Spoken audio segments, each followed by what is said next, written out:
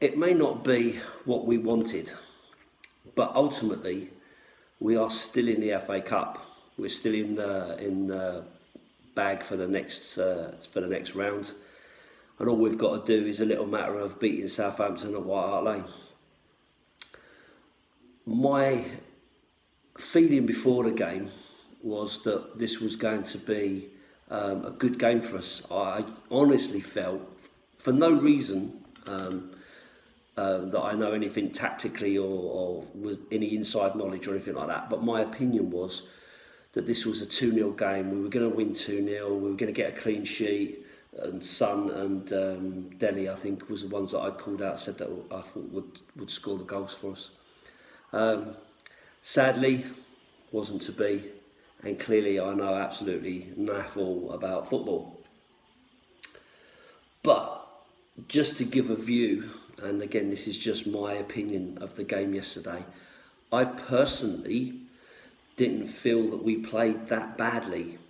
I felt that we were doing okay.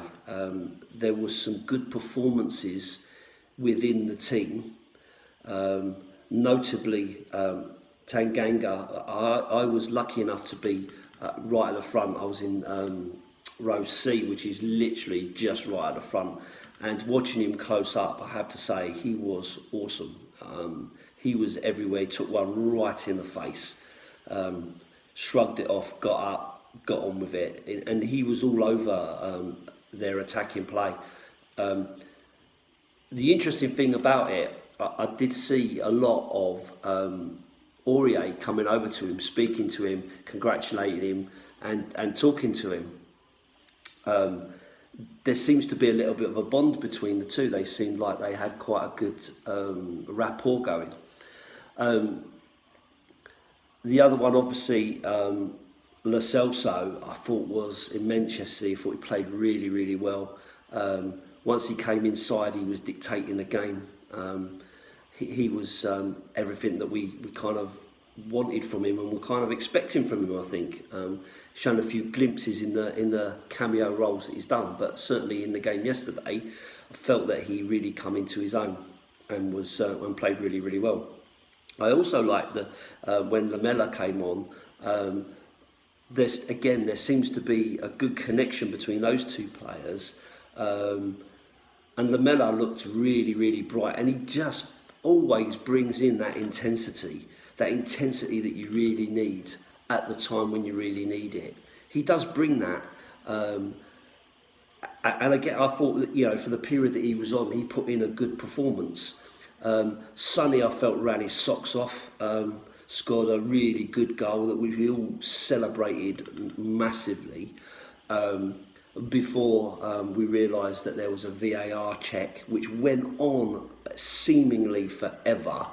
First it seemed like it said offside, then it said about a foul, and we're just standing there like we'd had the celebration, we'd all gone mad, we'd all gone back to our seats, and then we were still standing there waiting and waiting and waiting, which seemed like an eternity for the decision. It got to a point where the away fans were singing "This ain't football anymore," which must have been, if it had been on the telly, must have been quite audible, to be honest, because it was ringing out really loudly. 5,500 Tottenham fans there. Luckily, whatever way, the goal was given, and that put us in the driving seat. And I felt, for all the opportunities that Southampton had, and they did have a lot of opportunities, to be fair, I just didn't see anything coming certainly during the first half when they probably had most of their chances. Going into the second half, again, after we'd scored our goal, they really picked it up. They put in some fresh legs. They pushed and pushed and pushed. And I just felt, going into the closing stages, probably from, 80 odd minutes on, it just felt relentless, and it felt like we were falling back. Tanganga seemed to get dragged inside, which then meant Sonny had to do a lot more defending than he had been doing. And we were looking for that breakaway goal, and if only Sonny had been able to bury that opportunity, I think, out of sight.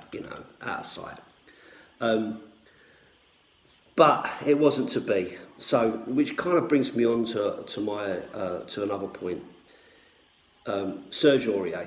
Okay, now I've called him out a lot on my videos and in various WhatsApp groups and all that.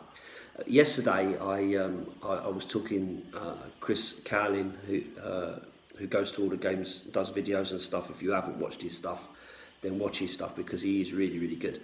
Anyway, he was talking to me after the game, and he asked me who my man of the match was, and I said I felt that Serge Aurier had a really good game, and for all the players you could call out, Son, who played really well,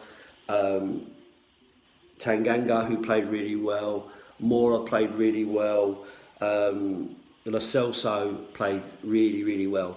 But for me, because of the way he's been playing and the fact that he's had such a bad time, and watching his relationship with Tanganga and what I saw from him, from where I'm standing, bear in mind, I felt that he was outstanding yesterday. And I said, for me, I'd give him man of the match.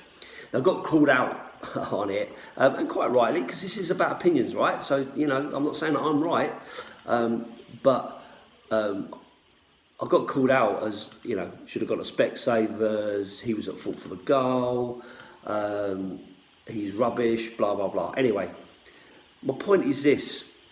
Everyone's entitled to their opinion around that, but actually for me, I didn't feel he was at fault for the goal. I felt that he went in for a tackle, he won the ball, it broke away, it went to another one of their players, they played it forward, and there was opportunity for other defenders to close that down, to stop the shot or whatever. So yes, he was at fault in terms of he didn't win that ball clearly in that position, and that allowed them to break forward. But actually, he didn't create the opportunity for them. They still had a lot of work to do. So I don't think you can call out a player's whole performance for the match based on that mistake that happened. Because it's almost like a goalkeeper making umpteen saves in a game and then missing not saving a penalty. It happens, right? So for me, I was I felt that he was my man of the match. I guess it's a little bit clouded by the fact that I felt that he played a lot better than he has done, and also that he was had great communication with the rest of the defence, and he seemed to be taking an awful lot of responsibility. And in the first half, certainly down that right hand side, he was all over them. So I felt he had a really good game. Other things to call out, I think. The atmosphere from the away fans yesterday was immense. I have to say, the singing was non-stop. There was a period where they were singing for Jose Mourinho, which for me personally, a little bit soon still, but for a lot of fans, and I guess it was probably in relation to Southampton fans singing fuck off Mourinho and you're not special anymore. I guess it was right for Tottenham fans to support their manager. But it was really loud and really good. The other thing out of that is, surprisingly, bear in mind that you needed 241 points to actually get a ticket for yesterday's game.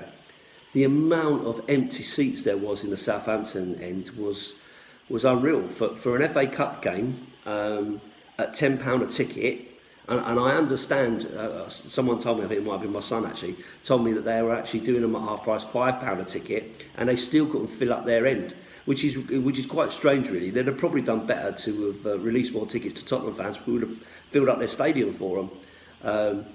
But yeah, overall I didn't think it was a particularly bad game. I didn't think we played particularly badly, and I just felt maybe towards the end of the game when we started to tire, because of the work rate that some of these guys had put in, it just almost felt inevitable. They started to pick up their pace, they started to push, and we kind of dropped deeper and deeper and deeper, and it just felt like maybe it was coming.